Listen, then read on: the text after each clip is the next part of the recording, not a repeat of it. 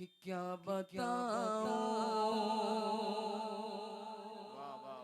कि क्या मदीना है। मगर मैं कहां तकरीर करने आया हूं, अपने भाइयों को क्यों समझाने चला हूं। उनको तो हंसी मजाक की तकरीरें पसंद आती हैं, झगड़े की पसंद आती हैं। ये वाला मियाँ इसके खिलाफ बोलेगा, ये मियाँ इसके खिलाफ बोलेगा। ये सब पागल हैं, इनके दिमाग खराब है, इनको पता ही नहीं जमीनी हकीकत क्या है। जमीनी हकीकत ये है, अगर इस कौम को ना बचाया गया और उलमाए किराम बेदार ना हुए तो जो हालात हैं वो कम हैं, आगे वाले हालात हमसे देखे नहीं जाएंगे। पूछो जिस तरह के हालात हम आपस में लड़ रहे हैं, ये पीर बड़ा वो पीर बड़ा, वो कह रहा नहीं मेरा पीर बड़ा, वो कह रहा नहीं मेरा पीर बड़ा। और हम बचपन से जो सुनते आए हैं हम आपको सुना रहे हैं। हमारे यहाँ एक ही बात होती थी, एक ही बड़ा पीर है, उसका नाम अब्दुल कादिर जीलानी है। दुनिया ये रिश्ता ओ पैवंद बुताने बहमो गुमा ला इलाहा इल्लल्लाह। अगरचे बुत हैं जमात की आस्तीनों में, मुझे है हुक्म अज़ा ला इलाहा इल्लल्लाह। ये तड़पते हुए दिल, ये दूर होते हुए अल्लाह से हमारे जज्बे, हमारे घरों को कुरान से खाली करने वाली ये आफत। हमारी बेटियां बहनें अब कुरान नहीं पढ़ती, नॉवेल पढ़ती हैं, मोबाइल पर देखती हैं, इंस्टाग्राम देखती हैं, फेसबुक देखती हैं। अब हमारे बच्चे नबी पर दुरूद नहीं पढ़ते। अल्लाह अकबर। किसी ने इकबाल से कहा था अपने बच्चों को आशिक रसूल बनाना है, क्या करूं? उसने कहा नबी पर दुरूद पढ़ना सिखा दे। तो जो आइए आइए आप इधर बैठ जाइए, बैठ जाइए बैठ जाइए। अब जो भी है, मैं तो बैठने की बात कर रहा हूँ ना भाई, साहबी भी तो बैठते ही होगा ना। अच्छा ठीक है फिर बैठे भाई। अब जरा थोड़ा सा बैठ जाएं, बड़ी मेहरबानी आपकी, अल्लाह ताला जज़ा दे आपको। बैठ जाएं, बैठे बैठे। इधर देखो, आला हज़रत फरमाते हैं जब औरत दूध पिलाती है अपने बच्चे को, क्या करती है? जल्दी बोलो। और दूध पिलाते पिलाते वो नबी पर दुरूद भी पढ़ते। क्या पढ़ते? बोलो जल्दी बोलो। तो उसके बच्चे को अल्लाह आशिक रसूल बना देता है। मगर अब हमारे घरों में न दुरूद है, न कुरान है, न कोई नात पढ़ी जा रही है। मोबाइलों ने, ओ मेरे भाइयों, ओ मेरे दोस्तों, ये क्या तुमने इसराइल के प्रोडक्ट का बाइकाट करना शुरू किया है? तुम अपना इंस्टाग्राम की रील चमकाने के लिए मजाक उड़ाते हो क्या? वो तुमने खरीदा 20 रुपए का पीस, 30 रुपए का 7 अप, उसके बाद उसे फाड़ दिया, फेंक दिया। ये है? मैं बताऊं इसराइली प्रोडक्ट क्या है तुम्हारे पास? मैं बताता हूं। मोबाइल तुम्हारा है, इंस्टाग्राम उनका है, इसराइल का है। इंस्टाग्राम इसराइल का, फेसबुक इसराइल का, यूट्यूब इसराइल का। अब मुसलमान ना चाहते हुए भी यहूदियों का हाथ का खिलौना बना हुआ है। वो कह रहा है मैं बाइकाट कर रहा हूं, मगर कोई बाइकाट क्या कर पाएगा? उसके नबी ने जो उसे कुरान दिया वो उसके हाथ में नहीं है। जो यहूदियों ने इंस्टाग्राम दिया है वो उसके हाथ में है, जिस कुरान से उसकी जिंदगी बदलनी थी। मेरे नबी ने फरमाया मेरी उम्मत पे नाजुक वक्त आएगा। हजरत अली से कहा, ए अली मेरी उम्मत पे बड़ा नाजुक वक्त आएगा, फितनों का वक्त आएगा। अली ने अर्ज किया, या रसूलल्लाह फिर हम क्या करें? फरमाया फिर अल्लाह की किताब कुरान को मजबूती से थाम लें।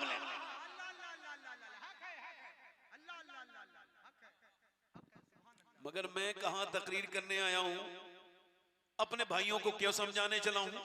उनको तो हंसी मजाक की तकरीरें पसंद आती हैं, झगड़े की पसंद आती हैं।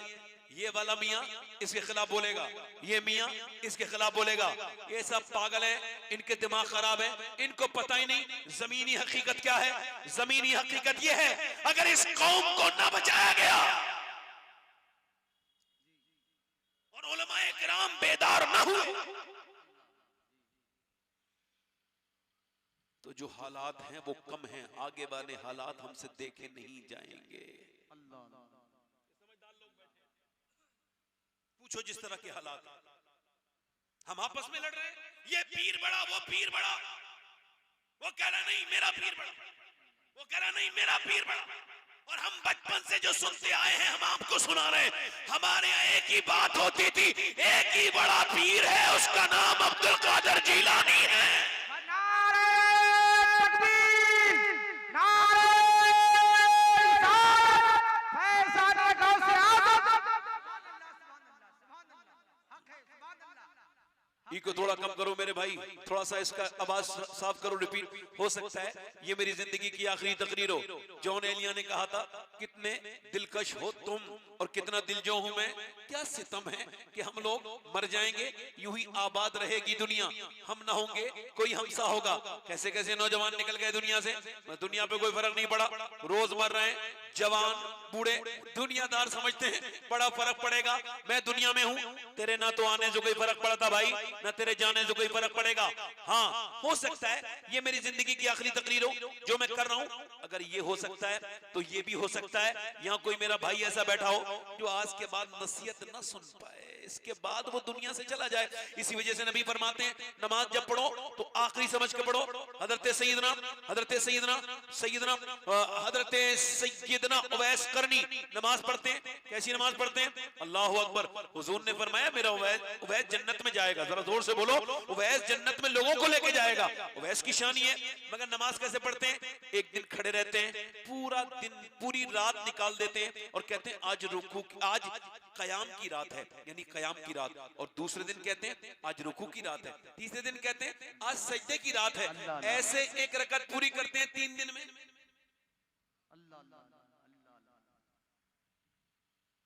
अल्लाह वालों के दिलों में डर थे। हुजूर मुबश्शिर भी हैं, खुशखबरी सुनाने वाले हैं, हुजूर गम सुनाने वाले भी।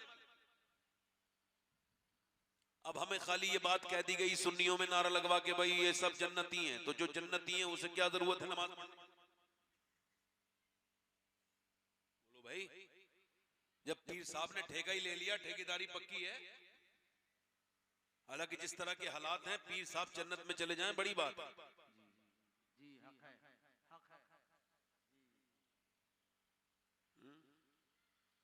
इतनी इतनी इतनी सख्त हमारे दिल, आपके दिल कि बिल्कुल दिल सख्त हो गए। मेरे भाइयों, मेरे दोस्तों, मौत को अगर याद नहीं करोगे, मेरे नबी पाक के सामने एक सहाबी का जिक्र हुआ, वो साहब बड़े नेक हैं। हुजूर ने फरमाया, जिसका तुम जिक्र कर रहे हो क्या उसकी महफिल में कभी मौत का जिक्र सुना है? हुजूर नहीं सुना। फरमाया वो उतना नेक नहीं है जितना तुम समझ रहे हो। यानी जो मौत को भूल जाता है वो गुनाहों की वादियों में खो जाता है। कितने मुसलमान लड़के नशे करते हैं, उनके माँ बाप उनके जीते जी उनके लिए परेशान हैं। कितने मुसलमान लड़के शराब पीते हैं, कितने मुसलमान बिगड़ गए और हम अभी इन्हीं सारी चीजों में हैं। मेरे भाइयों, मेरे दोस्तों, इधर देखो। मगर जिसे मौत का यकीन हो जाए फिर वो गुनाह नहीं करता। याद रखना इस बात को, 5 अक्टूबर को मैं तकरीर करने के लिए गया था हैदराबाद में। आपके पास कितनी दौलत हो सकती है ये आप अंदाजा करें, मगर मैं जिस आदमी से मिला हूँ उसकी बात मैं कर रहा हूँ। मैं जब उस दौलतमंद उसका मैं तकरीर करने गया तो कहने लगे आप फलां साहब मिलना चाहते हैं। मैंने कहा भाई मेरे पास वक्त नहीं। कहने लगे उनकी तबीयत खराब है, वो आ नहीं सकते, इस वजह से आपको बुला रहे हैं और आपकी तकरीरें बहुत सुनते हैं। मैं उनके यहाँ पे चला गया। उनका जो बंगला था उस आदमी का, तकरीबन उसका बंगला मेरे हिसाब से जितना मैंने अंदाजा किया 35 से 40 करोड़ रुपए का एक सफेद बेहतरीन बंगला, वो भी हैदराबाद सिटी में। और उस पे मर्सिडीज, BMW, उसके पास जैगुआर, जो बेहतरीन बेहतरीन गाड़ियों के कलेक्शन है, जो सिर्फ लोग जिनके ख्वाब देखते हैं, वो गाड़ियां उसके घर में खड़ी हैं। मैं अंदर जाके सलाम किया, उसने वालेकुम सलाम। मैंने उससे बातचीत हुई, मैंने उससे हाथ मिलाना चाहा, उसने हाथ पीछे खींच लिया। मैंने कहा भाई ये क्या हुआ? मौलाना बोले तबीयत खराब है, इनसे हाथ आप ना मिलाएं। मैंने देखा उसके यहाँ पर रुई लगी थी, रुई यानी रुई कापूस और कॉटन। तो मैंने पूछा ये क्या हुआ? कहने लगे मैं गुटखा खाता था, 25 साल लगातार मैंने गुटखा खाया। रमजान में मेरे मुंह में एक दाना निकला, मैंने उसे इग्नोर किया, दाना और दर्द करने लगा, मैंने इग्नोर किया। 1-2 महीने के बाद ज्यादा दर्द हुआ तो मैंने डॉक्टर को दिखाया, डॉक्टर ने बायोप्सी करवाई। उसके बाद उसने जो रिपोर्ट दी, उसके बाद मेरा सारा घमंड, सारा गुरूर, सारा मेरा जितना भी था सब खत्म हो गया। सैयद साहब उस रिपोर्ट में लिखा था तुम 2 महीने तक हो, ये आखिरी स्टेज का कैंसर है। कहते हैं वो रिपोर्ट मेरे हाथ में आई, आते ही मेरे हाथ में मेरी सारी उम्मीदें खत्म हो गई, मैं डिप्रेशन में चला गया। वो नोटों की गड्डियां जो कल तक मुझे सुकून देती थी वो कागज की रद्दियां बन गई, उन गड्डियों से मुझे नफरत होने लगी। वो गाड़ियां जो मेरे दिल का चैन थी, जिन गाड़ियों में बैठ के मैं लोगों में दिखाता था, लोगों में अपनी ताकत और अपने पैसे का घमंड दिखाता था, वो गाड़ियां मेरे लिए बिल्कुल कबाड़ा बन गई।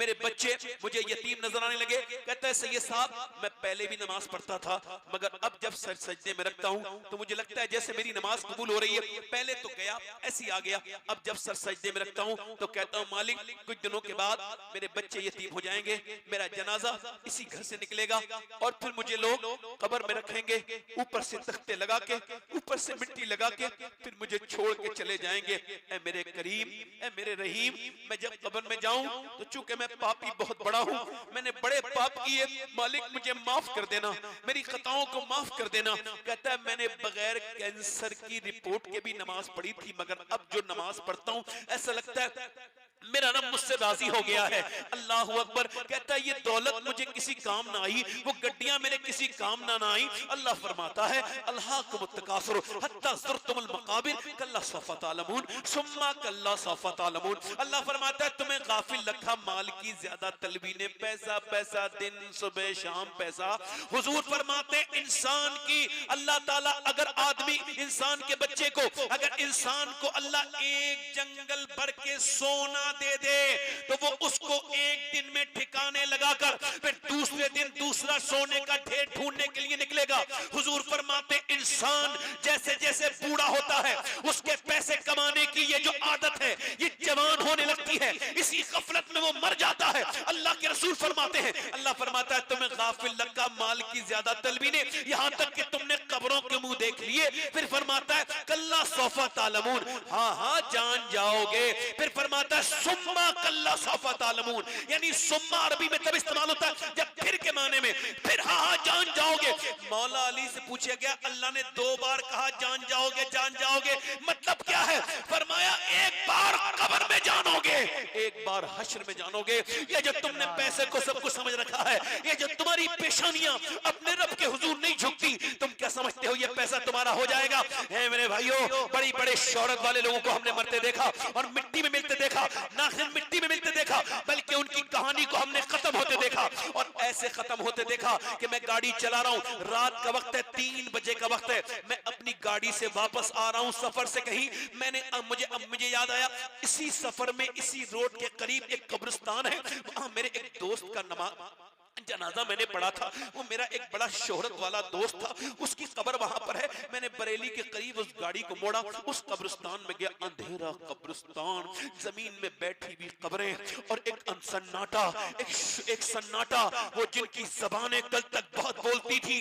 आज वो जबानें खामोश हो चुकी हैं। वो जो बड़ी आंखें देखती थी आज उनकी आंखों में नाकों में मिट्टी, उसकी नाक में उनके कीड़े घुस चुके हैं। मैं वहां खड़ा उस अपने भाई की कब्र को देख रहा था, उस पे जो लिखा था ना उसकी कब्र की तख्ती पर, वो देखकर मैं माजी में चला गया, मैं पास में चला गया कि ये वही नात पढ़ने वाला है। जब ये नात पढ़ता था तो इसकी आवाज पर शोर मच जाता था, जिस इश्तिहार में इसका नाम लिख जाए वहां भीड़ उमड़ के आती थी, लोग ट्रैक्टर ट्रॉलियों से आते थे इसको सुनने के लिए। ये कैसा बड़ा नात हुआ था कि इसके मुंह मांगे लोग पैसे दिया करते थे, इसकी तारीख पर जलसे हुआ करते थे, जिधर से जाता था लोग नजर उठा के देखते थे फला नात हुआ जा रहा है। मगर आज मौत ने क्या कर दिया मेरे दोस्त के साथ कि आज उसकी कब्र पे एक चिराग तक नहीं जला। जो कल तक जलसों की रोशनी में रहता था, जो कल तक बड़ी लाइट में रहता था, आज उसका कोई रिश्तेदार उसकी कब्र पे नहीं जाता।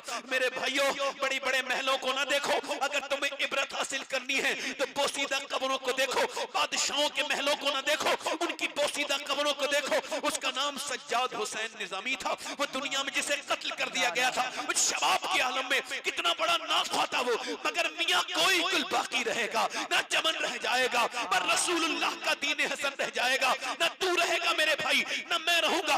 बादशाहों की कब्रें जमीन में घुस गई। कहां गए पीर, कहां गए अकबर, कहां गया बाबर, कहां गए हुमायूं, कहां गए बड़े बड़े राजे महाराजे, कहां गए लखनऊ के नवाब। उनकी कब्रें बिल्कुल जमीन में धंस गई, उनकी नाक और मुंह में बेतकल्लुफ कीड़े चले। मेरे भाई दुनिया में वो जिंदा नहीं रहता जो दुनियादार बन के दुनिया से जाए। जिंदा वो रहता है जिसकी सुबह शाम खुदा और उसके रसूल के लिए रहे।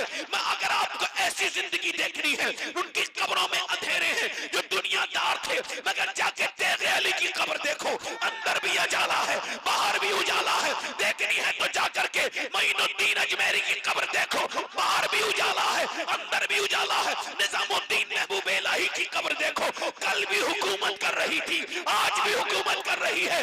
कोई गुल बाकी रहेगा ना चमन रह जाएगा, पर रसूलुल्लाह का दीन हसन